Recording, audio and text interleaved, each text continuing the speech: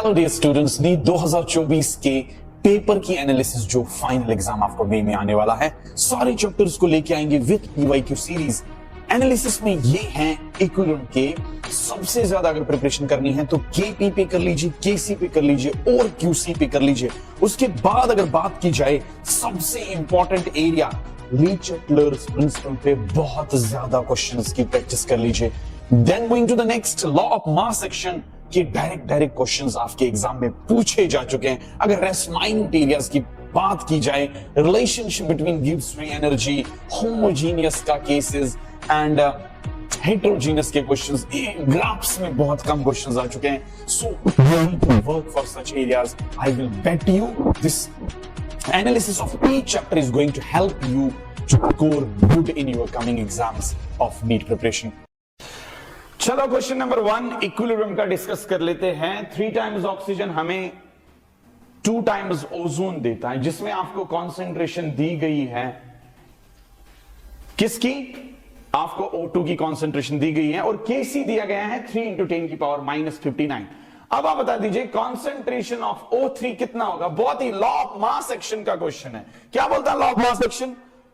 Equilibrium concentration या equilibrium constant बराबर होता है प्रोडक्ट की कॉन्सेंट्रेशन अपॉन रिएक्टेंट की कॉन्सेंट्रेशन। प्रोडक्ट क्या है अब मैं लिखूंगा तो आंसर क्या आ जाएगा? Kc is equal to product की कॉन्सेंट्रेशन कितना है? O3 की पावर 2 अपॉन O2 की power 3। Got it? Now what is given over there? Equilibrium constant दिया गया है आप लोगों को, ठीक है सर। कॉन्सेंट्रेशन ऑफ O2 भी दिया गया है, ये भी दिया गया है। कितना दिया गया है? 0.04। Sir put the values. Kc कितना है? दैट इज 3 × 10 की power -59 is equal to O3 निकालना है भाई साहब आप लोगों को, ठीक है। O2 की कॉन्सेंट्रेशन कितनी दी गई? 0.04 की पावर कितना है आप लोगों का? यहां पे सर नीचे तो 3 दिया गया। अब क्या करूंगा मैं? यहां पे डिस्कस कर लेते हैं। 3 × 10 की power -59 is equal to O3 की पावर 2 डिवाइडेड बाय, अब बता दीजिए इसको मैं लिख सकता हूं ना 4 × 10 की पावर -2 का whole cube. Can I write down 4 × 10 की पावर -2? यहां पे क्यूब है। अब दोबारा लिख लेता हूं तुम लोगों के लिए, मैं तो सीधे सीधे आंसर बता दूंगा अभी, बहुत इजी क्वेश्चन है। O3 का पावर 2। अब क्या आएगा? 4 4 16, 16 4 64, ओके, इंटू 10 की पावर -6। अब नेक्स्ट पॉइंट ये इधर लेके जाएगा 3 × 10 की पावर -59 इंटू 64 × 10 की power -6 is equal to O3 की पावर 2। अच्छा ठीक है, अब क्या हो जाएगा? ये 6 इसको दे दीजिए और 64 3 को मल्टीप्लाई कर लीजिए तो कितना आ जाएगा आपको बताइए सर? 6 3 18, 180 हो गया। 4 3 12, तो 180 + 12 कितना हो गया? 180 + 12 हो गया 192 इंटू 10 की power -65 is equal to O3 की power 2। I hope this is clearly visible to you. अब क्या करेंगे हम लोग? सर मुझे इसका रूट देखना है। इसका रूट में कैसे देखूंगा? सर इसका रूट ऐसे देंगे 192 इंटू 10 की power -65 is equal to O3, right? If you want to calculate, इसको एक दे दीजिएगा तो ये बन जाएगा √of 19.2 इंटू 10 की पावर -64। अब 64 का रूट आप आराम से निकाल सकते हो, वो कितना होता है? 32। तो कितना आ गया? 10 की पावर -32 यहां पे आ जाएगा आंसर इसका। और 19 का रूट कितना होता है? तो 4 4 16, 5 5 25, 4 का करीब आ जाएगा। तो 4.3 के करीब अगर कोई आंसर है तो बता दीजिए। हाँ सर यहां पे एक आंसर मिल रहा है, तो let us see whether this is the answer of this question or not. Simple law of mass section में आपको क्वेश्चन आने की प्रोबेबिलिटी है, ये यही दर्शाता है क्वेश्चन। कॉन्सेंट्रेशंस दिए जाएंगे, बाकी आपकी कैलकुलेशंस पे डिपेंड करता है आपने कितनी प्रैक्टिस की होगी। ध्यान दे दीजिए इस क्वेश्चन पे, कितना इजी था, simple. You need to work for your concepts, then practice them very badly. I'll bet you're going to get the things what you are looking for. Okay, चलो आंसर देख लेते हैं इस क्वेश्चन का। Okay, the answer is option number A. Clearly visible to you. तो कैसे करेंगे ये questions? I hope my dear ones आपको समझ आया होगा। Moving to the next question. Question number 2 क्या बता देता है आप लोगों को? क्वेश्चन नंबर 2 बता देता है, आप लोग निकाल दीजिए delta G not. Delta G not किसके बराबर होता है? -2.303 RT log K। log K किसके बराबर होता है? प्रोडक्ट की कॉन्सेंट्रेशन अपॉन रिएक्टेंट की कॉन्सेंट्रेशन, जिसको हम लॉ ऑफ मास सेक्शन बोलते हैं, इसीलिए इसको बोला गया है। ये इक्विलिब्रियम में क्वेश्चन है। तो लॉ ऑफ मास सेक्शन में आपको क्वेश्चन आ सकते हैं। तो इसका वैल्यू कितना दिया गया है, सी का 10 इंटू इसका कितना गया है 6 एंड इन दोनों का दिया गया है 2 इंटू 3, ये कितना बचेगा 10 6 आर 60, 60 अपॉन 6 कितना होता है 10। तो k का वैल्यू आपका कितना आ गया 10। I hope that is clear to you. अब put the values over here, -2.303 into R का वैल्यू दिया गया है कैलोरीज में 2 इंटू टी का वैल्यू दिया गया है 300 केल्विन। लॉग 10 कितना होता है 2.303 इंटू 600, यहां पे कर लेते हैं। अब 2 जीरो बाद में देखेंगे 6 3s are 18, ओके, क्योंकि यहां पे 0 भी था और यहां पे 6 3s are 18, ठीक है सर। 6 2s are 12, एक 13 आ जाएगा, ओके, लेकिन माइनस याद रख लीजिएगा यहां पे है, ठीक है, ओके। तो ये रहा -13.818, लेकिन एक चीज भूल जाइएगा, मैंने 2 जीरो कैंसिल किए थे तो वो 100 इधर आ जाएगा यहां पे, तो कितना आ जाएगा 138.1.8, जब आप 2 जीरो और ऐड कर देते हो 138.1.8, लेकिन किस में आ जाएगा माइनस में आ जाएगा as per the formula is concerned. So we got the answer of this question. The option will be option number B. I'll see the answer of this question. बहुत simple questions है, आप आराम से कर सकते हो। चलो देख लेते हैं answer of this question. Obviously B will be the answer of this question. Moving to the third question. Okay, एक रूल बता देता हूं, क्वेश्चन आने की बड़ी प्रोबेबिलिटी है 2003 में, 2007 में, 2017 में, और भी कुछ क्वेश्चंस मैंने ऐड किए। I didn't add much of the questions. There is probability of 80% chances of this format question of 2024 can be asked. चलो सर इसमें हम क्या करेंगे वो मुझे बता दीजिए। देखो, अगर आपके पास 2 रिएक्शंस ऐड हो रही है, अगर आपको 2 रिएक्शंस क्या हो रही है ऐड हो रही है, तो जो 2 रिएक्शंस ऐड हो रही हैं उन दोनों का जो इक्विलिब्रियम कांस्टेंट होगा अलग से, पहली रिएक्शंस का क्या इक्विलिब्रियम कांस्टेंट था K1, दूसरी रिएक्शन का क्या इक्विलिब्रियम कांस्टेंट था K2। अब दो रिएक्शंस को क्या किया हमने ऐड किया, तो ऐड करने की वजह से जो नया इक्विलिब्रियम कांस्टेंट बनेगा वो K1 into K2 बनेगा। I'll bet you that if you remember the format, you are not going to leave the question. Add करने की वजह से जब 2 इक्वेशंस को ऐड करेंगे ना, तब इक्विलिब्रियम कांस्टेंट कैसे चेंज हो जाएगा, रिमेंबर। और मैंने कुछ चेंज नहीं किया। पॉइंट नंबर 2, अगर मैं 2 रिएक्शंस, एक रिएक्शन को, रिएक्शन ऐसे दी गई थी, उसका इक्विलिब्रियम कांस्टेंट K1 था स्ट्रेट, लेकिन उस रिएक्शन को मैं रिवर्स कर रहा हूं, राइट? अगर मैं उस रिएक्शन को रिवर्स करूंगा तो मुझे जो नया इक्विलिब्रियम उस रिवर्सिबल रिएक्शन का बनेगा, जो मैंने पहली इक्वेशन को किया था, वो बनेगा 1/K1। दैट मींस मैं ओवरऑल अगर देखूं तो उसको माइनस कर लेता हूं, ठीक है? तो रिवर्स इक्वेशन के केस में आपको डिवाइड हो जाएगा। अब अगर आप स्टेट, और कोई पॉसिबिलिटी है सर? देखो, आप 2 इक्वेशंस को इनटू तो नहीं कर सकते हो ना, या तो 2 इक्वेशंस को ऐड कर सकते हो, या तो 2 इक्वेशंस को डिवाइड माइनस कर सकते हो, या रिवर्स उल्टा कर सकते हो, या कुछ stoichiometric coefficient three possibilities. What do you mean by stoichiometric coefficient? मेरे पास 2 मोल्स थे, आपने 4 मोल्स ले लिए, तब इक्विलिब्रियम कांस्टेंट पे क्या फर्क पड़ेगा? लेट अस सपोज मेरे पास था A + B gives us products, right? अब मैंने क्या किया, इसका इक्विलिब्रियम कांस्टेंट K है। अगर मैं यही बता देता हूं कि मैंने सर सबों को ट्वाइस कर दिया, twice A + twice B gives us क्या, ट्वाइस ऑफ प्रोडक्ट्स, तो मैंने सबों को क्या किया, आप स्टोइकोमेट्रिक कोएफिशिएंट डबल किया। तो मुझे पूछना है क्वेश्चन ये, अगर मैं इसका पहले का K1 मान लूंगा, जब स्टोइकोमेट्रिक कोएफिशिएंट है उसके लिए इक्विलिब्रियम कांस्टेंट का क्या वैल्यू होगा? तो पहले का क्या था K1, अब मैंने उसका स्टोइकोमेट्रिक कोएफिशिएंट कितना चेंज किया, 2, तो आपको पावर में लाना पड़ेगा 2। And there is no any other thing by which you can solve these equilibrium constants। कैसे निकालते हैं? 3 रूल्स प्लस हैं, तो 2 इक्वेशंस प्लस कर रहे हो तो क्या करोगे, मल्टीप्लाई करोगे। दूसरा चीज, रिएक्शन रिवर्स हो रही है कोई, तो क्या करोगे, डिवाइड करोगे। Very good. अगर स्टोइकोमेट्रिक कोएफिशिएंट चेंज हो रहे तो उस स्टोइकोमेट्रिक कोएफिशिएंट को कहां पे लेके आओगे, लेके आओगे। There is no any other thing। I hope this is going to help you a lot। I'll solve this question। अब मैं देखूंगा कि आपको ये रूल समझ आया कि नहीं आया। पहला रिएक्शन K1 इस रिएक्शन का दिया गया है, दूसरा रिएक्शन K2 इस रिएक्शन का दिया गया है, तीसरा रिएक्शन K3 इस रिएक्शन का दिया गया है। अब मुझे इन तीनों रिएक्शंस को मिला के उसने एक नई रिएक्शन बनाई। अब पूछना है कि इसका इक्विलिब्रियम क्या होगा। तो इवन इन तीनों का वैल्यूज दिए जाएंगे आपको, इट्स नॉट नेसेसरी दैट आपको K1 K2 दिया जाएगा, ठीक है? लेकिन रूल पता है आपको, क्या करोगे आप देखोगे माय डियर वन, पहला पॉइंट क्या देखोगे आप, सर K1 को जो पहली रिएक्शन है ना, अमोनिया दाईं साइड में है, 2 अमोनिया है और 2 अमोनिया दाईं साइड। सर लेकिन यहां पे तो लेफ्ट साइड में है, क्योंकि ये रिएक्टेंट साइड है ना, लेकिन कहां पे दिया गया था, तो सर रिएक्शन तो रिवर्स हो रही है, तो K1 कहां आ जाएगा भाई साहब, सर K1 आ जाएगा नीचे। वेरी गुड, पहला ही सर K1 आ जाएगा नीचे, लेकिन और 2 था, ये भी 2 है, कोई प्रॉब्लम, नो प्रॉब्लम। अब दूसरी इक्वेशन की ओर बढ़ते हैं। सर दूसरी इक्वेशन में NO है और N2 के बेस पे आप फाइंड आउट कर सकते हो। सर NO मिल गया, सर NO 2 थे, यहां पे भी NO 2 है, सर NO तो दाएं साइड में थे, यहां पे भी NO दाएं साइड में। अरे जब रिएक्शन उससे फॉर्मेट में ही है तो आपको क्या प्रॉब्लम है, तो K2 तो K2 ही रहेगा भाई साहब।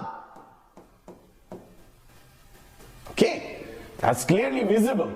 Now sir H2 left hand side में था और पानी दाएं हैंड साइड में था, तो यहां पे आप पानी से फाइंड आउट कर सकते हो। सर पानी तो दाएं हैंड साइड में है, लेकिन पानी को साथ साथ सर पता है क्या हुआ, यहां पे तो 3 टाइम्स पानी है, लेकिन हमारे में कितना था, 1 ही पानी। मैंने क्या बोला था, इसका जो स्टोइकियोमेट्रिक कोएफिशिएंट था 1 था, लेकिन वो किस में कन्वर्ट हुआ, 3 में, और उसको क्या करना पड़ता है, स्टोइकियोमेट्रिक कोएफिशिएंट को कहां पे लेके आना पड़ता है, पावर में लेके आना पड़ता है। तो K3 कहां पे लेके आओगे, सर जो K3 बनेगा ना आपको, उसका क्या बनेगा, ये पावर आ गया।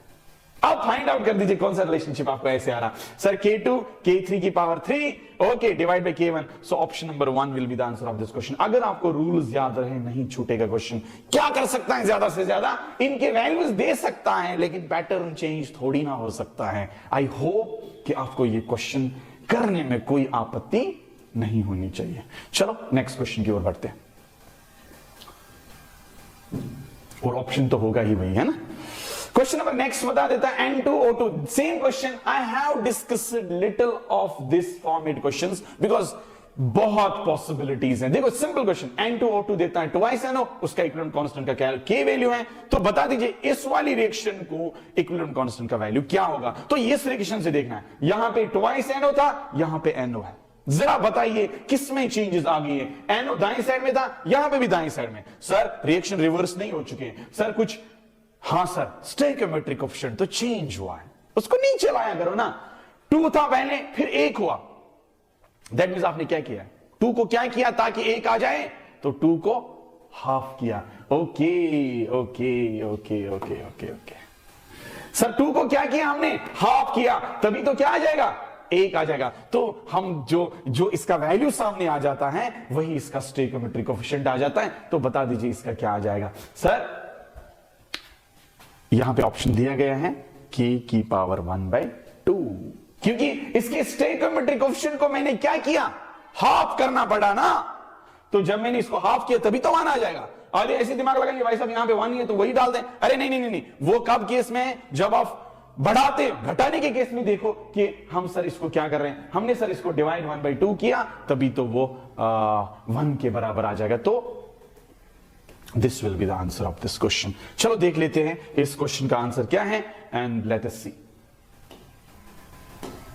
आई होप कि आपको समझ आ गया। ये अच्छा क्वेश्चन था, आपको कंफ्यूज कर सकता था। अब देखते हैं नेक्स्ट क्वेश्चन की ओर मुड़ लेते हैं।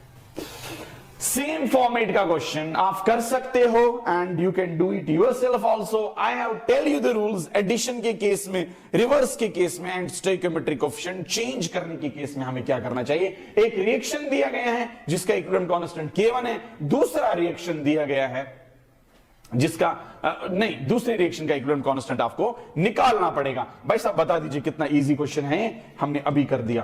पहले इक्विवेलेंट कांस्टेंट देखो, N ट्वाइस NO दाईं साइड में है, लेकिन अगर यहां पे देखे और दूसरा रिएक्शन K2 भी है, K2 इस रिएक्शन के लिए है, तो इसका भी ट्वाइस NO2 दाईं साइड में। अब इस रिएक्शन का हम देखेंगे रिलेशनशिप बिटवीन 2 थिंग्स।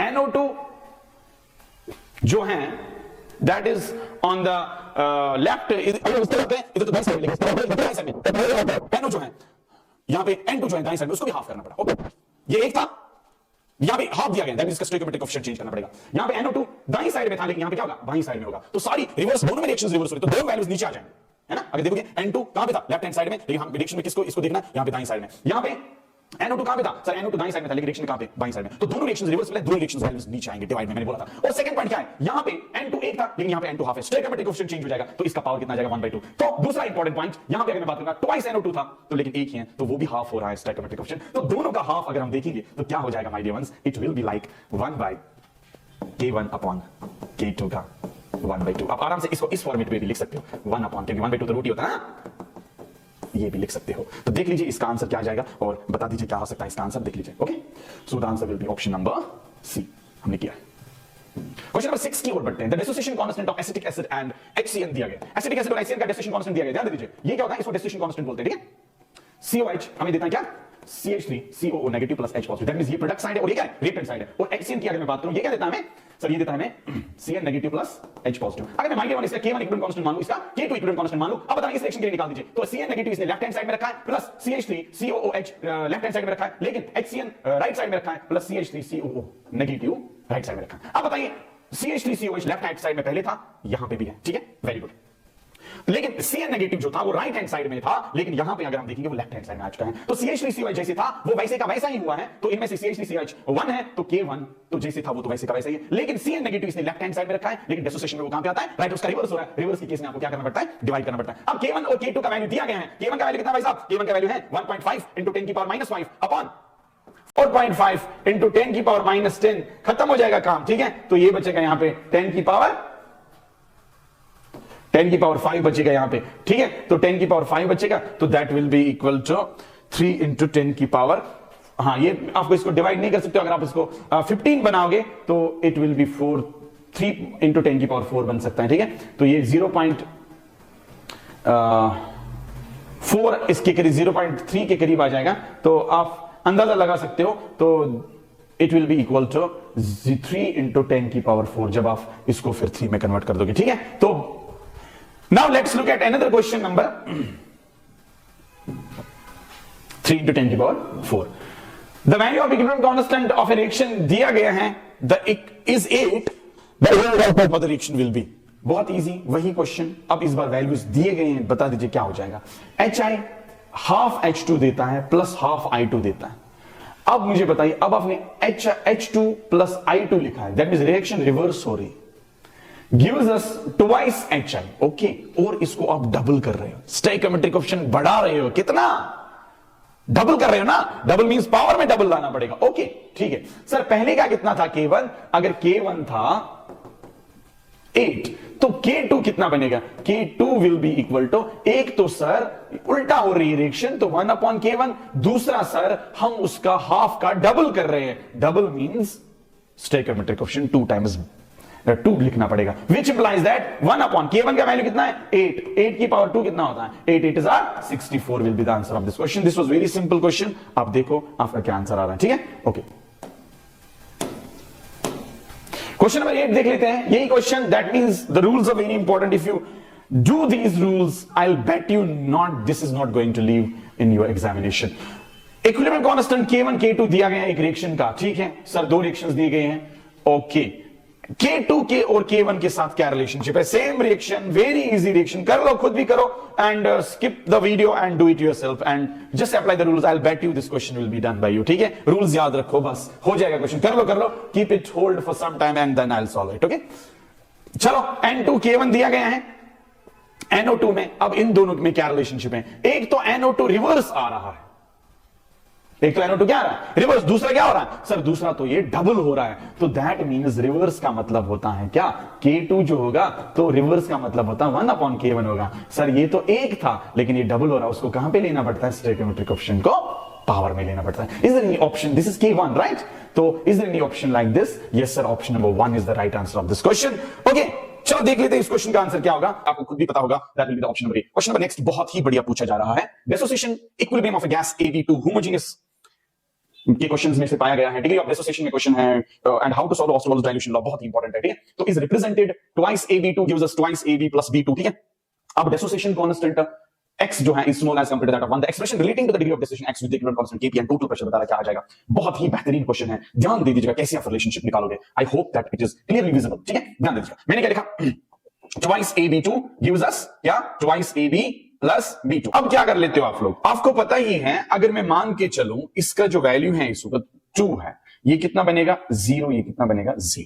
इनिशियली जब इक्विलिब्रियम एस्टैब्लिश नहीं हुआ, जब स्टार्ट नहीं हुआ, तो मैं मान के चलता हूं ये मैं लिखूंगा 2 इंटू 1 माइनस एक्स, क्योंकि ये C नहीं है, C into 1 minus C minus C alpha लिखते थे ना आप, तो मैंने क्या किया इस वक्त 2 था यहां पे, क्योंकि 2 मोल्स मैंने कंसिडर किए, 2 इंटू 1 माइनस एक्स लिया, या 2 माइनस 2x भी यही होता है, ठीक है। यहां पे मैं क्या लिखूंगा my dear ones, this will be equal to 2x and this will be equal to x, ठीक है। ये मोल्स हैं अलग अलग से, अगर आपको रियलाइज हो जाएगा, this is moles of this at equilibrium, this moles of this at equilibrium, this is moles of this at equilibrium, right. मुझे तो टोटल मोल्स भी चाहिए, तभी तो मैं मोल फ्रैक्शन निकाल सकता हूं। अभी मैं बता दूंगा क्या करना होगा। अब मैं थोड़ा बहुत चेंजेस करूंगा कलर में, ताकि आपको बहुत क्लियरली अंडरस्टैंड हो जाए क्वेश्चन, ठीक है। अगर मुझे केपी निकालना पड़ेगा, राइट, केपी क्या होता है, प्रोडक्ट की प्रेशर अपॉन रिएक्टेंट की प्रेशर, क्योंकि ये तो कॉन्सेंट्रेशन में नहीं, ये तो गैसेस में, तो सारे प्रेशर्स की बात करें तो PAB की पावर 2 इंटू PB2, क्योंकि जरूरत नहीं है यहां पे, डिवाइडेड बाय PAB2 की पावर 2। ये पार्शियल प्रेशर है जो बराबर होता है mole fraction into total pressure, और mole fraction of individual mole fraction, ये जो है मोल्स तो दिए गए हैं, मोल्स अपॉन टोटल मोल्स होता है मोल फ्रैक्शन। पहले मैं टोटल मोल्स निकालूंगा, इंडिविजुअल मोल्स तो दिए गए हैं। सर टोटल मोल्स किसके बराबर होंगे, तो टोटल मोल्स बराबर होंगे माय डियर वंस किसके, that will be equal to 2 minus 2x भी लिख सकते हैं, minus 2x plus 2x plus x,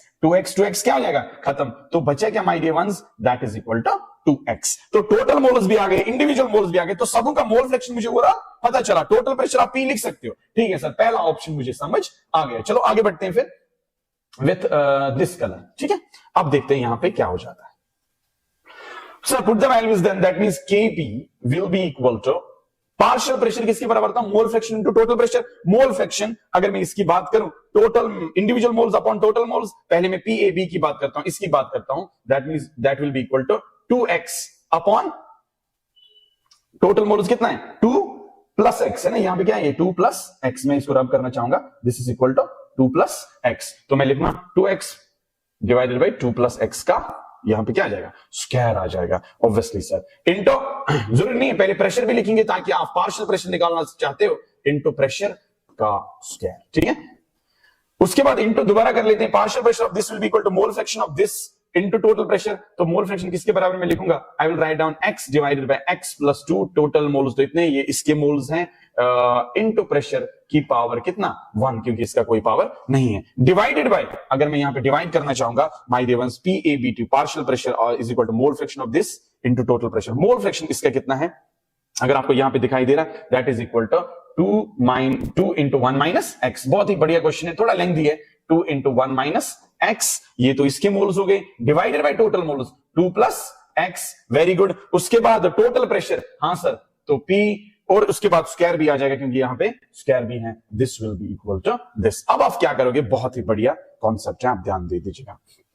Let us simplify this equation. How you need to simplify this equation? आप देखो ना, यहां पे P क्यूब है, यहां पे P स्क्वायर है, तो P स्क्वायर आप इजीली खत्म कर सकते हो, तो ये क्या बन जाएगा, अगर आप देखोगे स्क्वायर तो इसके साथ भी है, ये बनेगा 4x, और ये मिला के x, यहां पे 4x स्क्वायर बनेगा ना, इनटू x, तो 4x क्यूब, 4x स्क्वायर है ना, तो ये क्या बनेगा 4x, तो ये x मिला के क्या बन जाएगा 4x क्यूब। आई होप इसमें कोई आपत्ति आप लोगों को नहीं है। That is Kp will be equal to 2 2 4, अब x का स्क्वायर बनेगा, और यहां पे x base are same powers are added, तो ये x का 1 है ना, x का 1 है, तो ये बन जाएगा x का अब क्यूब, क्योंकि x square into x is equal to x cube. अच्छा ये बताइए मुझे, 2 प्लस x का स्क्वायर एंड 2 यानी 2 प्लस एक्स, ये भी 2 प्लस एक्स ही है, तो 2 प्लस एक्स का क्यूब में लिख सकता हूं इसका, यस सर तुम लिख सकते हो, क्यों नहीं लिख सकते हो, ये बन जाएगा 2 प्लस एक्स का क्यूब। आई होप ये रिलेशनशिप में आपको कोई इश्यू नहीं है। P स्क्वायर खत्म कर दिया एक, तब भी एक P बचता है, 2x स्क्वायर लिखा, ठीक है सर, तो इसके x को मिला के 4x क्यूब बन जाएगा, ठीक है। x प्लस 2 का स्क्वायर है और x प्लस 2 है, तो वो कितना बन जाएगा, या 2 प्लस एक्स लिख दो, 2 प्लस एक्स का क्यूब। अभी भी नीचे देखते हैं हमारे पास क्या क्या चीज बाकी बची हुई है। अब यहां पे देख लीजिए 2 2 4, हाँ सर ये मुझे समझ आ गया, this is equal to 2 2 4, right, into 1 minus x का होल स्क्वायर भी आप लिख सकते हो, डिवाइडेड बाय 2 प्लस एक्स का स्क्वायर भी आप लिख सकते हो। Am I right? 2 plus x का स्क्वायर भी आप लिख सकते हो। उसके बाद आप क्या कर सकते हो, जरा देख लेते हैं। आई पर्सनली बिलीव मैं इससे वाइट से अब आपको समझाना चाहता हूं। 2 प्लस एक्स का स्क्वायर और 2 प्लस एक्स का क्यूब में से स्क्वायर काट दीजिएगा, और क्या बचेगा सर हमारे पास जो चीजें बच जाएंगे, that will be equal to 4x cube, right, upon यहां पे एक बचेगा ना 2 प्लस एक्स, ठीक है, वेरी गुड, बहुत अच्छा। और ये भी बचेगा ना, हाँ सर, यहां पे ये भी बचेगा, इंटू 4 इंटू 1 माइनस एक्स का स्क्वायर, ठीक है। ये स्क्वायर सिर्फ 1 माइनस एक्स, क्योंकि इसका मैंने सॉल्व कर दिया। क्या अभी भी कोई पॉसिबिलिटीज हैं? यस, आपको पता ही है x is very very small then, यहां पे मैं लिखूंगा x is very very less than 1, ठीक है। तो आप इसको मतलब नेग्लेक्ट कर सकते हो, तो क्या करोगे, 2 इंटू 4 ही रह जाएगा। तो 1 माइनस एक्स को भी आप नेग्लेक्ट करते हो तो 1 का स्क्वायर 1 हो जाएगा। तो मैं 4 और 4 को क्या करने की कोशिश करूंगा, 4 एंड 4 को मैं खत्म करने की कोशिश करूंगा। तो मुझे क्या बचेगा, kp is equal to x cube upon 2, बस इतना बचेगा। Yes, this x cube upon 2, तो ये 2 ऊपर चला जाएगा, ठीक है, 2 kp। और टोटल प्रेशर भूल गए कहीं पे? हाँ, कुछ प्रेशर बच जाता। हाँ सर, यहाँ पे आप प्रेशर भूल गए हो, ठीक है, ओके, प्रेशर भूल गए यहाँ पे, और कहां पे भूल गए, यहाँ पे भी प्रेशर भूल गए, राइट, वेरी गुड। तो यहाँ पे भी आप प्रेशर भूल गए हो, हाँ, गलत बात है। तो 2 kp ये मैंने इधर किया, और P टोटल प्रेशर नीचे आ जाएगा, ठीक है, और x क्यूब इधर कितना बन जाएगा, 1/3 इज इक्वल टू क्या बन जाएगा, ये x। तो हमें x टोटल प्रेशर और kp के दरमियान ये रिलेशनशिप आ जाता है। आई hope this is clearly understood by you. तो देख लीजिए इन ऑप्शंस में से कौन सा ऑप्शन विजिबल होता है। This question was very brilliant question. Option number D will be the right answer of this question. Let's see the answer of this question.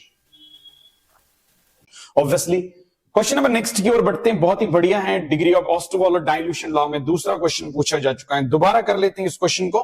क्या बोलता है, 2 डेसोसिएशन कांस्टेंट दिए गए हैं 2 रिएक्शंस के, किस रेशियो में, 9:1 रेशियो में। एंड डिग्री ऑफ डेसोसिएशन जो x एंड a है वो दोनों इक्वल है, उनका डिग्री ऑफ डेसोसिएशन भी मैं सेम ले लेता हूं, ठीक है। एक का डिग्री ऑफ डेसोसिएशन x है, दूसरे का a है, तो दोनों का क्या है, सेम है। तो अल्फा ले लो, कुछ भी ले लो, पर वो सेम होगा, कोई जरूरत नहीं 2 बार लिखने की। Then total pressure at the equilibrium, first and second are in the ratio। आप बताइए टोटल प्रेशर का रेशियो क्या होगा। चलो देख लेते हैं, ये क्या बता देता है क्वेश्चन नंबर नेक्स्ट। मैं दोनों इक्वेशंस को साथ साथ ऑस्टोवाल डाइल्यूशन लॉ लगा देता हूं, तो ताकि आपको इजी हो जाए, अलग अलग करने की जरूरत नहीं, दोनों को रिलेट कर देते हैं। एक इक्वेशन x प्लस x, एक इक्वेशन क्या है, x is equal two gives us equilibrium में किसके साथ, y प्लस z। एंड दूसरा इक्वेशन क्या है वो भी साथ साथ देखते हैं, a गिव्स अस 2b। मैं मान लेता हूं पहले ये 1 था, ये कितना होगा, 0 0, ये 1 था, ये भी 0 होगा। मैं मान देता हूं 1 माइनस अल्फा डेसोसिएट हुए, ये अल्फा डेसोसिएट हुए, तो ये कितना बनेगा अल्फा, ये कितना बनेगा अल्फा। यहां पे भी 1 माइनस अल्फा, ये कितना बनेगा 2 अल्फा, ठीक है। अगर मैं टोटल मोल्स देखूंगा ना इसके एट इक्विलिब्रियम, वो किसके बराबर होगा, टोटल मोल्स टीएम क्या होता है, टोटल मोल्स, फिलहाल आपके लिए बता रहा हूं मैं, ठीक है। तो मैं लिखूंगा 1 minus alpha plus alpha plus alpha is equal to कितना, 1 प्लस अल्फा। इसको याद रख लीजिएगा किसी इक्वेशन से, तो ज्यादा बेटर रहेगा, ठीक है। तो इस तरह में इसका भी टीएम किसके बराबर होगा, 1 माइनस अल्फा प्लस 2 अल्फा, तो वो किसके बराबर होगा, 1 प्लस अल्फा। सर इसको भी याद रखेंगे, इसके भी टोटल मोल्स किसके बराबर है, इसके बराबर है। अब मैं इक्वेशन लगाऊंगा, अगर मैं बात करता हूं ये, इसका मैं मान लेता हूं K1, वो तो यहां पे दिया गया Kp1, मैंने इसको क्या माना K1, इसका मैं क्या निकालूंगा, डेसोसिएशन कांस्टेंट K2। जरा बताइए मुझे किसके बराबर, प्रोडक्ट की कंसंट्रेशन अपॉन रिएक्टेंट की कंसंट्रेशन। प्रोडक्ट की कंसंट्रेशन किसके बराबर, that means Py into Pz upon Px। I hope this is clearly visible to you. इसका भी बता दीजिए सर, इसका बराबर होगा Pb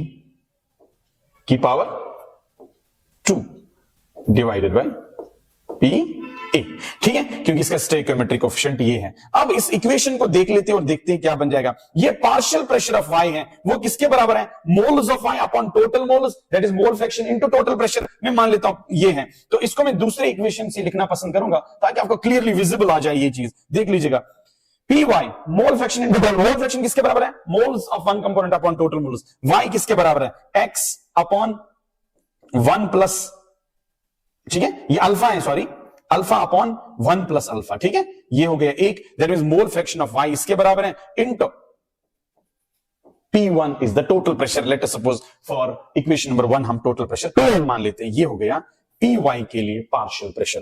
पार्शियल प्रेशर Z किसके बराबर मैं लिखूंगा, अल्फा तो इसके मोल्स आ गए और इसके टोटल मोल जो है 1 प्लस अल्फा, तो इनटू P1 इसका टोटल, पहली इक्वेशन का टोटल प्रेशर P1 है। तो अब मैं देखना चाहता हूं PZ किसके बराबर निकला आपको, दैट मींस Px किसके बराबर, दैट मींस 1 माइनस अल्फा, तो वो आ गया 1 minus alpha upon 1 plus alpha are the total moles into P1 is the total pressure. ये हो गया क्या, पार्शियल प्रेशर किसके बराबर, तो mole fraction into total pressure, mole fraction into total pressure, mole fraction into total pressure. Sir हमारे पास ये सारी चीजें यहां से मिल जाती हैं, ये तो K1 निकल गए। इसी तरह मैं K2 को भी यहां से निकाल सकता हूं, वो किसके बराबर, वो है सर P भी तो 2 अल्फा है, ठीक है सर, मैंने लिखा 2 अल्फा, ठीक है, upon total 1 plus alpha into इसका टोटल प्रेशर कितना होगा, सर इसका टोटल प्रेशर होगा P2 मान लेता हूं मैं, अगर इसका P1 इस इक्वेशन का, इसका मैं P2 टोटल प्रेशर मान लेता हूं, यही निकालना इनका रेशियो।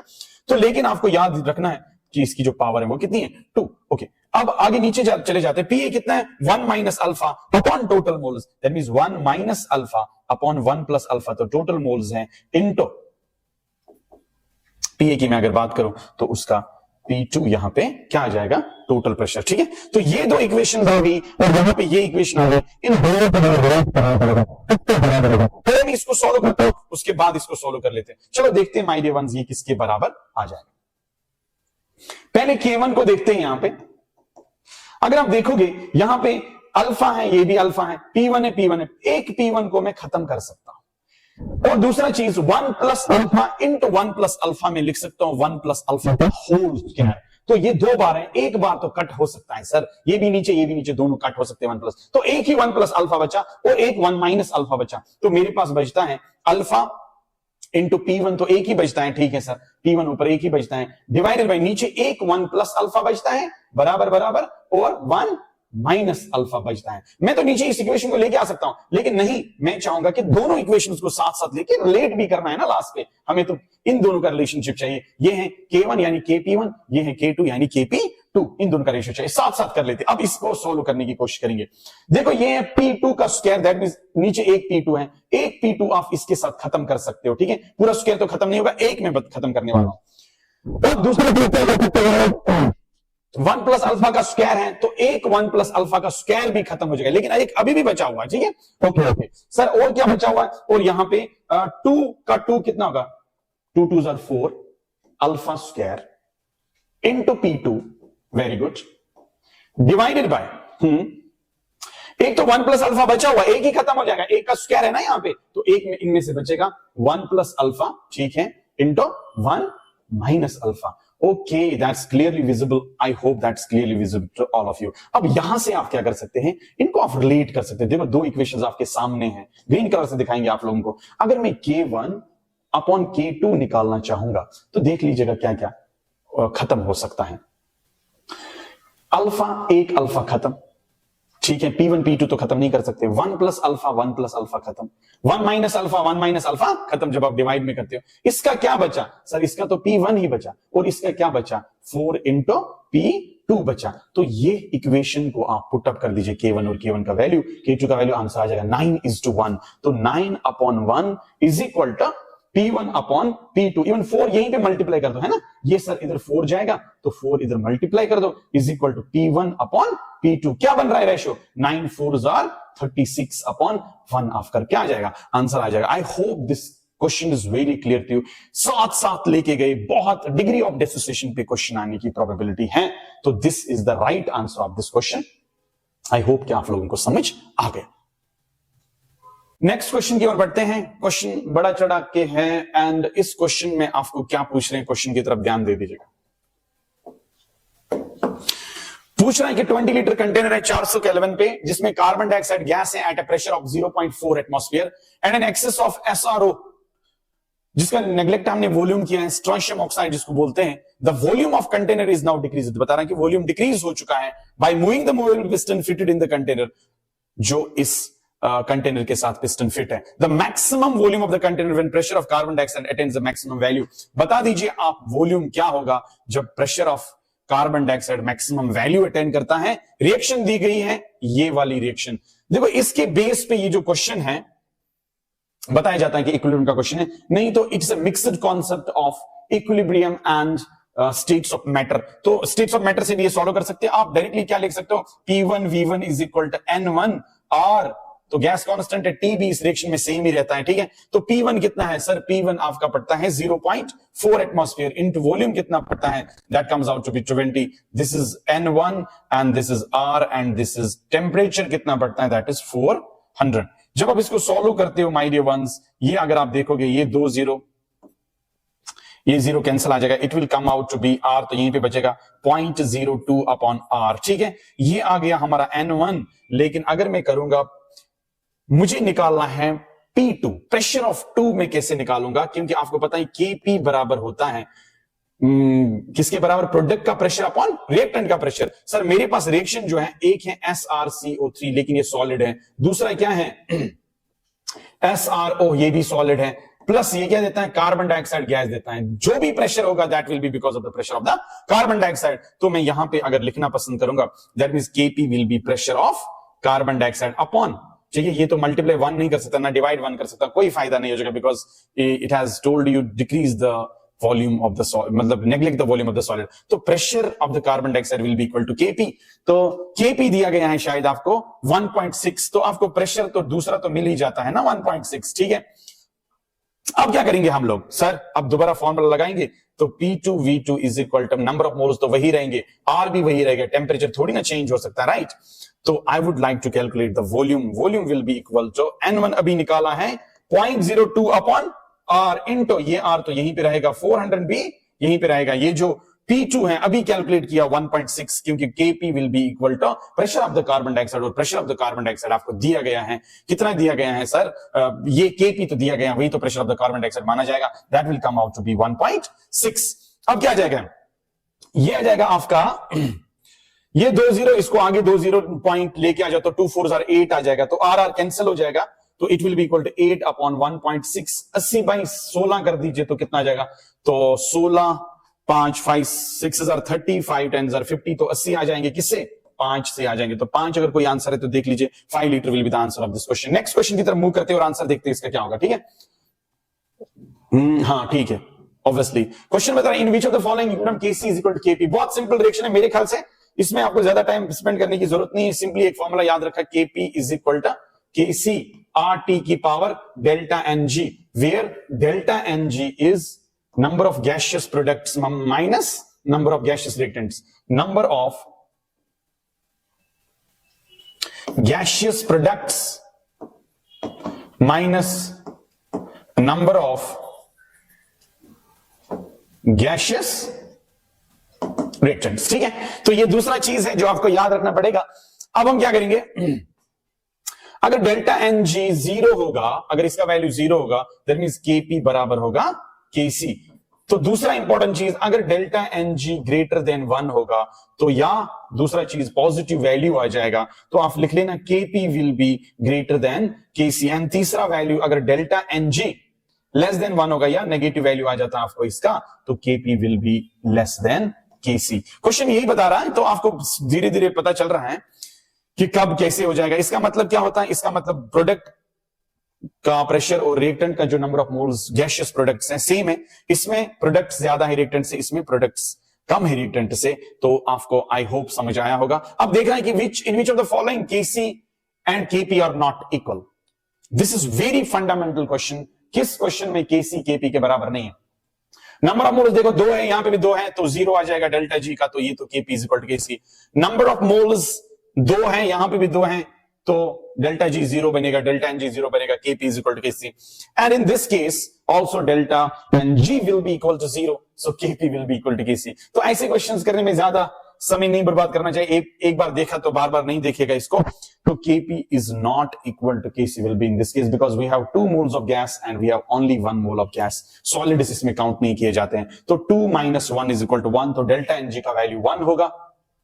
तो जब डेल्टा Ng पॉजिटिव आ जाता है तो delta Ng is greater than 0, that means Kp will be greater than Kc। तो ये इक्वेशन है, इसमें Kp greater than Kc होगा, बाकियों के लिए सबों के लिए इक्वल है। तो इसमें वैल्यूज भी पुटअप किए जा सकते हैं और आपको बहुत सारे तरीकों के क्वेश्चंस पूछे जा सकते हैं। आई होप कि आपको ये सारी चीजें समझ आ गई, ठीक है, आंसर भी पता चला। सो ऑप्शन नंबर लास्ट। अब क्वेश्चन बता रहा है कि अगर कॉन्सेंट्रेशन OH नेगेटिव आयन की, ध्यान दे दीजिएगा, OH नेगेटिव आयन की रिएक्शन में डिक्रीज होती है 1/4 times as it was, then the equilibrium concentration of Fe3 positive किसके बराबर होगी?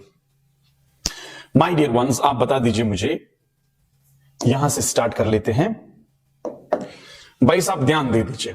आपको पता है ये Kc, पहले अगर मैं बात करूंगा प्रोडक्ट की concentration, that is Fe3 positive OH negative ion की कॉन्सेंट्रेशन की पावर 3 अपॉन, ये सॉलिड है ना, डिवाइडेड बाय सॉलिड करो, सॉलिड की कॉन्सेंट्रेशन हम मान ले लेते, तो जरूरी नहीं लेने की, ये पहले था, राइट। तो दूसरे इक्विलिब्रियम कॉन्सेंट्रेशन कांस्टेंट तो चेंज नहीं हो जाएगा, एम आई राइट। तो दूसरा जो बता रहा है ये तो मुझे निकालना है दूसरे के लिए, ओके। और ये बता रहा है ये भाई कितना डिक्रीज हो रहा है भाई साहब, 1/4 of original concentration, that is OH negative, और उसकी पावर कितना है 3।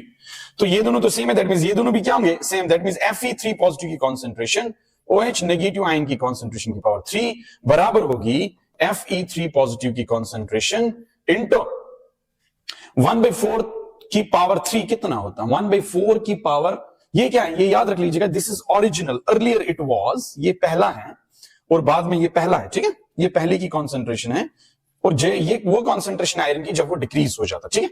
अब 1/4 कितना होगा, 4 4 16, 16 इंटू 4 कितना हो गया 64, 16 इंटू 4 कितना हो गया 64। तो ये बन जाएगा माय डियर, ये पहले की है, अगर मैं बात करूंगा ये बन जाएगा 1/64, ठीक है। अगर मैं इसको रब करूंगा ऐसे, this will be equal to 1/64 into OH negative ion की पावर 3, ठीक है। अगर आप देखोगे यहां पे भी OH नेगेटिव की पावर 3, यहां पे भी OH नेगेटिव पावर 3, आपस में खत्म कर सकते हो कि नहीं कर सकते हो, हाँ आराम से कर सकते हैं भाई साहब। ये देखो खत्म हो गया सर, ठीक है। अब ये 64 इधर ले लो, ये न्यू वन है, ये अर्लियर है, पहला वन, इसको मैं पहला वन लिखूंगा, that means Fe3 positive new concentration जो होगी, इस 64 को उधर लेके जाओ, that will be equal to 64 of पहले कॉन्सेंट्रेशन से 64 टाइम्स ज्यादा होगी। तो आई होप कि option number first will be the right answer of this question. I hope बढ़िया बढ़िया क्वेश्चंस पूछे जा सकते हैं भाई साहब, ध्यान दीजिए। हाँ क्या बोल रहा था मैं, बहुत बड़ा इजी क्वेश्चन आते हैं भाई, वो कहां गया, okay. So option number 64 will be the right answer of this question. NEET 2008 में पूछा जा चुका है भाई साहब। नेक्स्ट क्वेश्चन की ओर मुंह कर लेते हैं, ठीक है।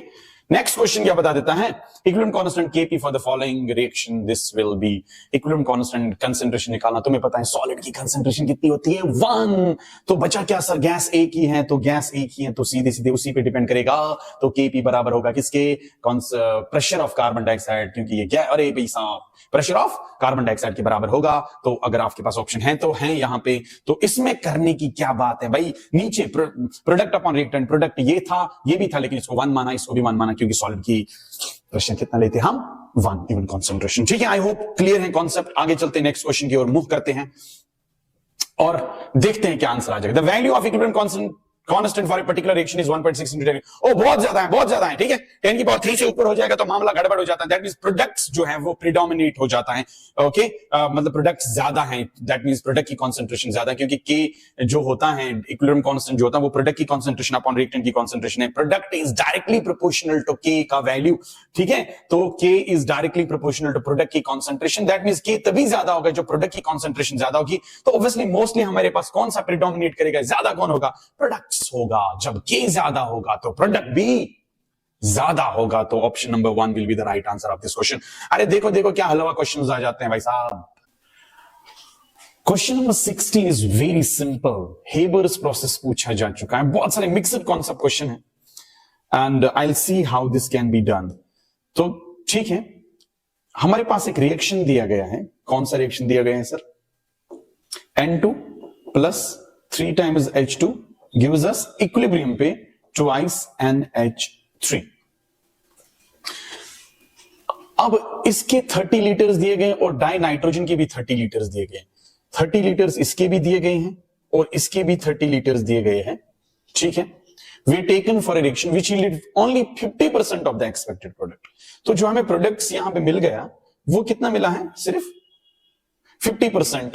What will be the composition of the gaseous mixture under the aforesaid conditions in the end? Composition क्या चीज बचेगी वहां पे? अगर आपको पता होगा, अगर मैंने इसके 30 लीटर इस्तेमाल किए, if I use 30 liters of this, उसके लिए मुझे नाइट्रोजन के 30 लीटर कंज्यूम नहीं हो जाएंगे, उसके लिए मुझे नाइट्रोजन के सिर्फ 10 लीटर कंज्यूम हो जाएंगे भाई, क्योंकि 3 के लिए मुझे 1 चाहिए, तो 30 के लिए कितनी चाहिए, 10 लीटर कंज्यूम हो जाएंगे। ओके, तो हमें कितना बन जाएगा यहां पे, we are going to get 20 litres. That's what you need to understand in this. That means ये जो इसका अगर मैं देखूंगा, ये जो 20 बच गए यहां पे, वो क्या है, this 20 liter is called excess reagent। और ये जो 30 है ना, कैलकुलेशन इसी से की जाती है, 30 litre is nothing but this is limiting reagent। I hope you clearly understand this thing my dearest one. अब देखना चाहता हूं मैं कि आपको 20 लीटर बराबर तो नहीं बन रही, क्योंकि 50% of the expected product is formed. तो 20 लीटर्स का 50% कितना बना, इसका 10 लीटर बना। ओके, तो 10 लीटर किसका बना आपको, अमोनिया का 50% ऑफ 20 कितना हुआ, 10 लीटर। तो इसका कितना बनेगा, कंज्यूम होगा, इसका सिर्फ 15 लीटर कंज्यूम हो जाएगा। और इसका कितना कंज्यूम हो जाएगा, इसका कितना कंज्यूम हो जाता है, इसका 10 लीटर कंज्यूम हो जाता है। दैट मींस इसका सिर्फ 5 लीटर कंज्यूम हो जाएगा।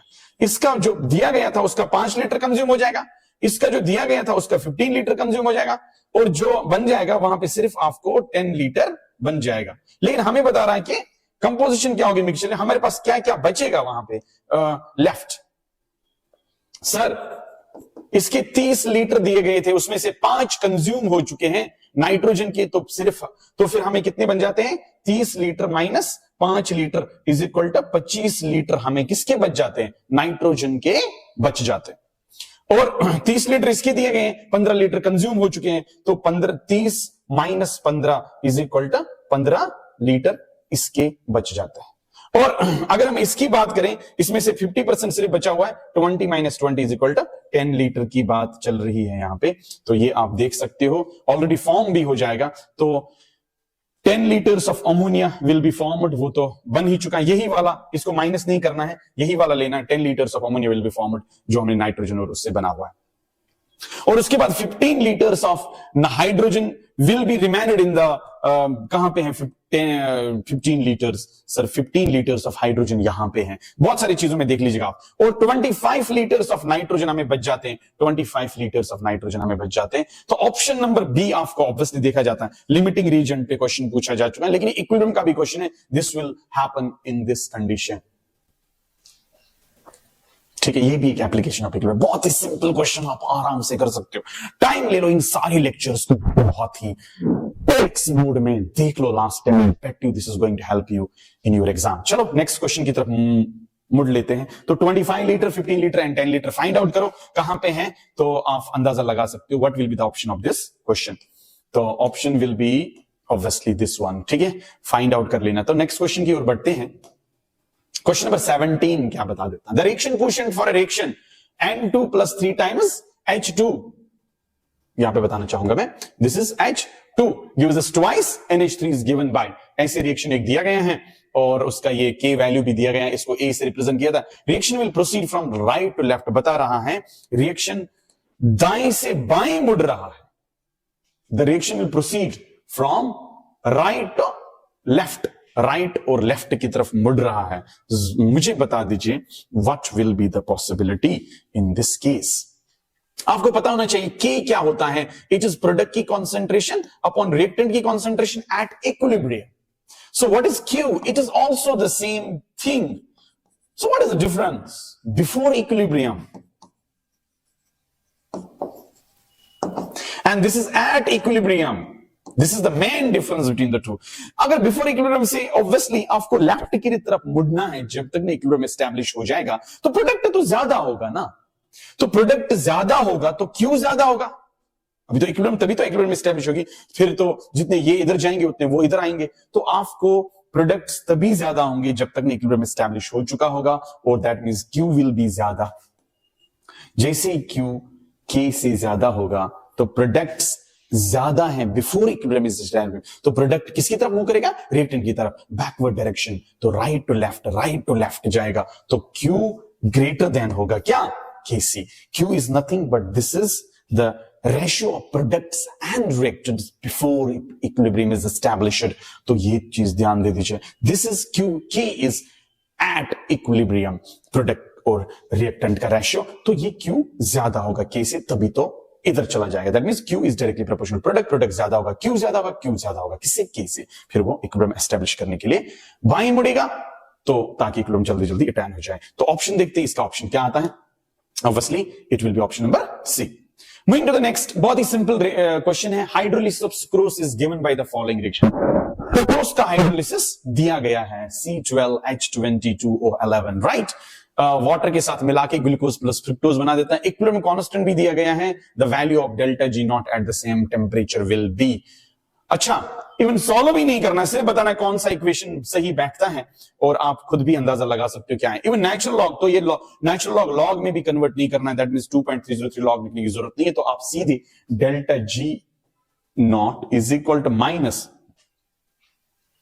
RT नेचुरल लॉग की, ठीक है। ये एक इक्वेशन बनती है, R का वैल्यू पुटअप किया गया है -8.314, T का वैल्यू पुटअप किया है कितना है यहाँ पे 300 केल्विन, ठीक है, इनटू नेचुरल लॉग, K का वैल्यू पुटअप करना है कितना है भाई साहब 2 × 10⁻13। अब देखो इनमें से कौन सा ऑप्शन मिल रहा है, वो आंसर होगा। सर पहला तो माइनस है, लास्ट भी माइनस है, या तो ये होगा या तो ये होगा, लेकिन 2 वैल्यू है यहाँ पे, इसने 4 लिखा है, ये पता नहीं कहां से लाया हुआ है, तो इसलिए option number first will be the right answer of this question.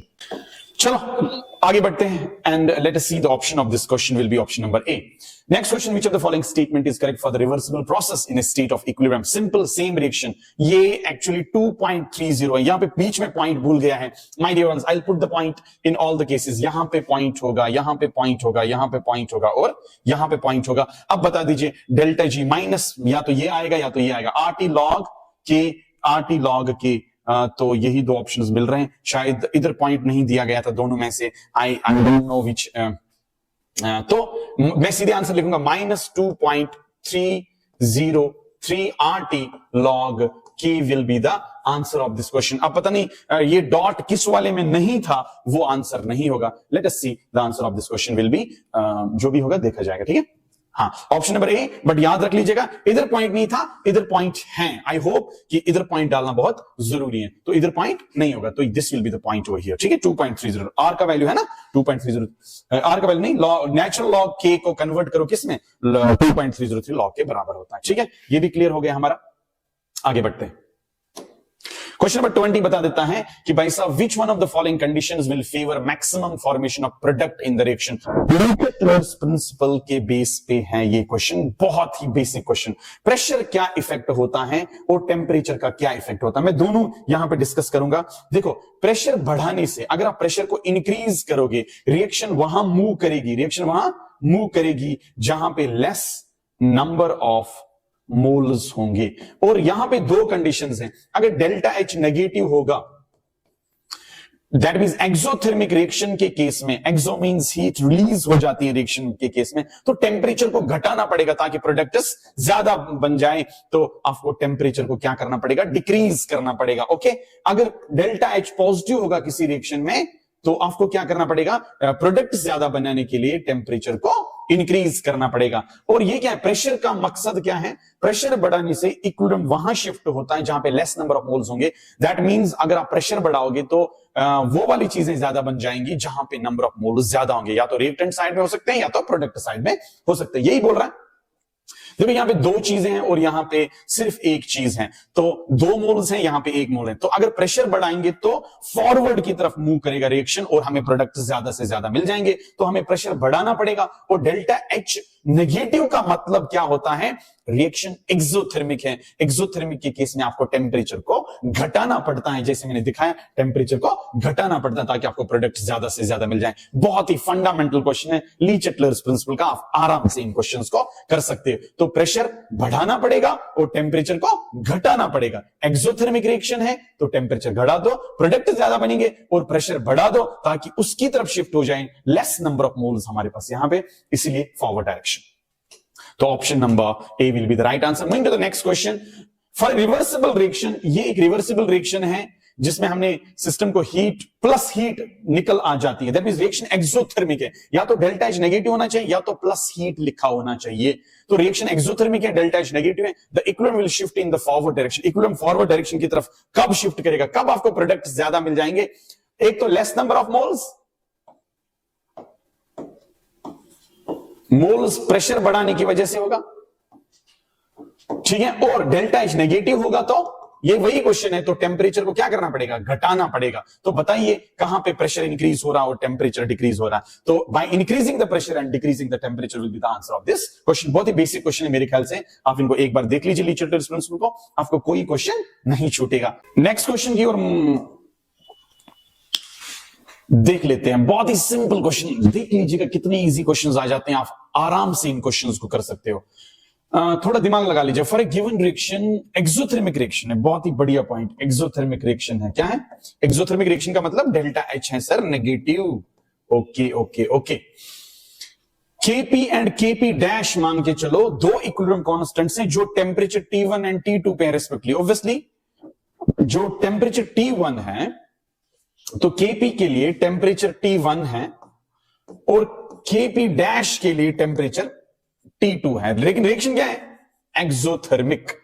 That's great. Assuming the heat of the reaction is constant in the temperature range between T1 and T2, it is readily observed that, आप बताइए equilibrium क्या, जो equilibrium constant से ये बराबर रहेंगे। पहले दिमाग लगा लीजिएगा, इक्विलिब्रियम कांस्टेंट क्या होता है?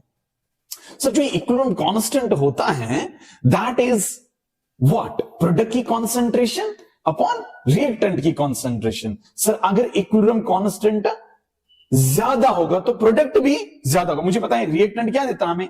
प्रोडक्ट्स। लेकिन यहां पे डेल्टा एच क्या है? नेगेटिव है। तो मुझे बताइए ये टेम्परेचर ज्यादा है कि ये टेम्परेचर ज्यादा? Obviously T2 is greater than T1, है ना? टेम्परेचर सेकंड क्या है? ज्यादा, टेम्परेचर बढ़ाया हुआ है, तो टेम्परेचर ज्यादा है किससे? T1 से। और बात साथ साथ ये भी बता देता है रिएक्शन एक्सोथर्मिक है। तो जिसका जो रिएक्शन एक्सोथर्मिक है, दिमाग लगा लीजिएगा, उसमें हमें टेम्परेचर घटाना पड़ता है ताकि प्रोडक्ट्स बढ़ जाए। ठीक है, तो अब आप मुझे बता दीजिए क्या होता है? जो इक्विलिब्रियम कांस्टेंट तभी ज्यादा होगा जब प्रोडक्ट्स ज्यादा होंगे, और प्रोडक्ट्स तभी ज्यादा होंगे जब डेल्टा एच नेगेटिव होगा, जब आप टेम्परेचर को कम करोगे। दैट मींस टेम्परेचर कम होना चाहिए, प्रोडक्ट्स ज्यादा बन जाएंगे और केपी भी क्या होगा? ज्यादा होगा। दैट मींस अगर टेम्परेचर बढ़ा दिया ना आपने तो प्रोडक्ट्स कम होंगे और केपी भी कम होगा। दैट मींस टेम्परेचर अगर बढ़ा दिया आपने, टेम्परेचर अगर बढ़ा दिया आपने, प्रोडक्ट्स कम होंगे, केपी भी कम होगा। अगर आपने टेम्परेचर घटा दिया तो प्रोडक्ट ज्यादा होंगे, और प्रोडक्ट ज्यादा होंगे तो केपी भी ज्यादा होगा। तो they are inversely related with each other. This will be the way you can do it very easily. बड़ा बड़ा इक्वेशन लिखने की कोई जरूरत नहीं है। वो delta H upon 2.303 into R1 upon T2 minus 1, क्या करना है उसको भाई? आराम से गेम हो रही है यहाँ पे, ली-चटलर्स प्रिंसिपल से काम भी चला सकते हो। ठीक है, बहुत ही सिंपल है, इतना ज्यादा उधर उधर देखने की जरूरत नहीं है, आराम से कर सकती है क्वेश्चन। देखो, आई होप कि आपको पता ही है ये this is directly proportional products. और एक्सोथर्मिक रिएक्शन के लिए आपको टेम्परेचर को घटाना पड़ेगा, तभी केपी ज्यादा होगा। टेम्परेचर को घटाना पड़ेगा, और टेम्परेचर घटाना पड़ेगा, घटाना, देखो घटाना मतलब ये बढ़ाना, ये घटाना, ज्यादा होगा। I hope you clearly understand this question. Was a little tricky, but it's very simple. You can do it very easily. ठीक है, बाकियों ने पता नहीं क्या क्या तरीके इस्तेमाल किया, हमने तो सिंपल तरीका बता दिया आप लोगों को, दिमाग लगा लीजिएगा। ओके, अब पॉइंट नंबर नेक्स्ट की ओर मूव करते हैं। ऑब्वियसली ऑप्शन तो यही होगा, KP will be greater than this thing. Next question की ओर बात कर लेते हैं। आपके पास KMnO2 थ्योरेटिकल क्वेश्चन है भाई साहब। देखो, SO2 मिलाओगे ना, KMnO4 can be prepared from K2MnO4 as per the reaction. ठीक है, अगर आपको पोटेशियम पर मैग्नेट बनाना है, वो आप पोटेशियम मैग्नेट से बना सकते हो। The reaction can go the completion by removing OH negative ions by adding.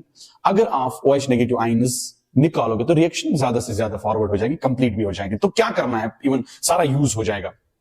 क्या इस्तेमाल करोगे ताकि रिएक्शन कंप्लीट हो जाए? अगर आप SO2 इस्तेमाल करोगे H2O के साथ रिएक्ट करेगा, कुछ नया बना देगा, तो इसी को निकाल रहे हैं, चीजें ही निकाल रहे हैं यहां से। HCl को it's a strong acid, it will undergo the reversible reaction. KH को मिलाओगे तो OH नेगेटिव आयन की कॉन्सेंट्रेशन बढ़ेगी, जब OH नेगेटिव आयन की कॉन्सेंट्रेशन बढ़ेगी रिएक्शन बैकवर्ड चला जाएगा। तो अगर आपको पता ही है ये जो OH नेगेटिव होता है ना, ये खुद वीक एसिड होता है। अब वो सर क्या हुआ तुझे? अरे बोला ना ये वीक एसिड होता है। OH नेगेटिव, मैंने KOH नहीं बताया, मैंने बोला OH negative is a weak acid, क्योंकि KOH अगर KOH K positive plus OH negative ion देगा ना, that means it is base, it is conjugate acid, बहुत वीक होता है। अब हमें वीक एसिड को ही डालना पड़ेगा ना इधर, इसको निकालने के लिए। हमारे पास वीक एसिड कौन है? Carbon dioxide is a weak acid. आपको पता ही है नॉन मेटेलिक ऑक्साइड्स वीक होते हैं, तो आप कार्बन डाइऑक्साइड इस्तेमाल कीजिए, आराम से इसको रिप्लेस करके चीजों को आगे लेके जाएगा। ठीक है, you can use carbon dioxide instead of rest of the things. I will see, yes that is the option. Moving to the next question 2011 का, the value of for the reaction DH, पता नहीं KH होना चाहिए, ये reaction दिया गया is less than 0। ठीक है, formation of XY4 will be favoured at, अगर आपको चाहिए ये ज्यादा से ज्यादा बन जाए, और आप डायरेक्टली मैं बताना चाहता हूं प्रेशर को बढ़ाना चाहिए, क्योंकि प्रेशर की वजह से रिएक्शन वहां पे शिफ्ट होगी जहां पे नंबर ऑफ मोल्स क्या होंगे भाई साहब? कम होंगे सर। जब नंबर ऑफ मोल्स कम होंगे तो रिएक्शन हमें ज्यादा से ज्यादा XY4 बन जाएगा। एक रिएक्शन आप ये करोगे, दूसरा ये डेल्टा H है। ठीक है, अब मैं भी कंफ्यूज हुआ था भाई ये क्या डाला इन्होंने, ये क्या है? डेल्टा H बता रहा है reaction is less than 0, that means delta H क्या है? नेगेटिव। नेगेटिव है तो टेम्परेचर को क्या करना पड़ेगा? कम करना पड़ेगा ताकि रिएक्शन फॉरवर्ड हो जाएगी। बहुत सिंपल रिएक्शंस हैं, आप आराम से इन चीजों को कर सकते हैं।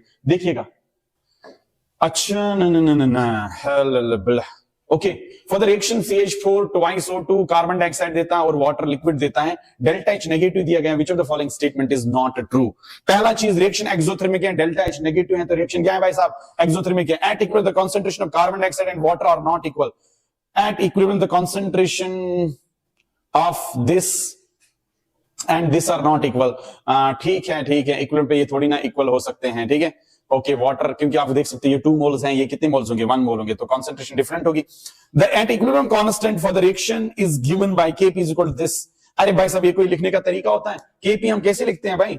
Kp is equal to P of carbon dioxide plus divided by P of methane into P of oxygen. तो this is the thing what you exactly need to know. तो ये तो गलत है, क्योंकि ये कॉन्सेंट्रेशन के लिए इस्तेमाल किया जाता है। कार्बन डाइऑक्साइड गैस में होता है, तो उसको आप कॉन्सेंट्रेशन एक्टिव मास नहीं ले सकते, स्क्वायर ब्रैकेट नहीं ले सकते, पी लेना पड़ेगा। और एडिशन ऑफ मीथेन और oxygen at equilibrium will cause the shift to the right. Obviously reactants बढ़ाओगे तो equilibrium will shift in the forward direction, products बढ़ाओगे तो equilibrium shift in the backward direction. तो ये लीचेट-लोरेस प्रिंसिपल, तो ये गलत है, क्योंकि ये गलत है, स्क्वायर ब्रैकेट ऑफ इस्तेमाल नहीं कर सकते। This is used for the liquids. ठीक है, रिएक्शन ऑफ BaO2 एंड ये सॉलिड देता है, ये क्या है? BaO2 हमें सॉलिड देता है। Reaction delta H positive in the equilibrium conditions and pressure of O2 depends on. ठीक है, बहुत ही सिंपल क्वेश्चन है। लीचेट-लोरेस प्रिंसिपल पे भी आपको अच्छा खासा ध्यान देना पड़ेगा। बहुत सारे क्वेश्चंस करो, यहां से भी क्वेश्चन निकल रहे हैं, खुद भी किया करो। ठीक है, कुछ ना कुछ देखते हैं क्या पूछना चाहता है question. Pressure of O2 will depend on, बताइए इस O2 का प्रेशर किस पे डिपेंड करेगा? ठीक है, बहुत ही बढ़िया क्वेश्चन है। और increase in the mass of BaO2, and याद रख लीजिएगा ये भी सॉलिड है। सॉलिड का मास बढ़ाने से आपको कोई फर्क नहीं पड़ता, solid there is no problem at all. Then we will move to the, battery हो रही है खत्म, मैं जल्दी जल्दी करूंगा। ये भी, इसका भी बढ़ा दो, कुछ नहीं बनने वाला। ठीक है, क्योंकि सॉलिड का मास बढ़ा दो, प्रेशर पे क्या फर्क पड़ने वाला। अच्छा, increase in the temperature on equilibrium, अगर आप टेम्परेचर बढ़ाओगे, डेल्टा H पॉजिटिव, तो टेम्परेचर बढ़ाने से एक reaction will move in the forward direction, reaction will move in the forward direction, oxygen बढ़ेगा, गैस बढ़ेगा, प्रेशर बढ़ेगा। हाँ सर, ये तो ठीक है, ये तो इस पे डिपेंड करेगा। क्या इस पे डिपेंड करेगा? Increase in the mass of BaO2, ये तो 2 बार लिखा, एंड BO बोथ। नहीं, ये भी सॉलिड, सॉलिड के मास को बढ़ाने से प्रेशर पे कोई फर्क नहीं पड़ेगा, because we take that as 1। So only 1 option is left. Sir delta H अगर पॉजिटिव होगा, टेम्परेचर बढ़ाने से रिएक्शन फॉरवर्ड डायरेक्शन में मूव करेगी, तो हमें प्रेशर ज्यादा गैस का हो जाएगा, क्योंकि ऑक्सीजन ज्यादा से ज्यादा बन जाएगा। तो option number C will be the option of the right option of the following question. For a reversible reaction, बता दीजिए एक रिवर्सिबल रिएक्शन है, if we increase the concentration of reactants then effect on the equilibrium constant. Equilibrium constant पे कोई फर्क नहीं पड़ता भाई साहब, it will remain as it is unchanged. I hope कि आपको चीजें बहुत क्लियर हो रही हैं. I'll bet you in the coming of the sessions I'll going to make your chemistry so easy. अभी तो मैं क्वेश्चंस करा रहा हूं, टाइम आएगा, कॉन्सेप्ट्स इतने सिंपल बनाएंगे, you are going to enjoy the lectures. Bet you for this thing. ठीक है, तो अनचेंज्ड रहेगा एंड सारी पीवाईक्यूज खत्म करेंगे, टॉप 100 क्वेश्चंस भी लेके आएंगे. Share this video if you really like the efforts of super 30 John Mohammad sir. God bless you, take care. Sorry, option क्या होगा? ऑप्शन क्या होगा? अनचेंज्ड. वो तो दिखाएंगे ना. हाँ, यस. God bless.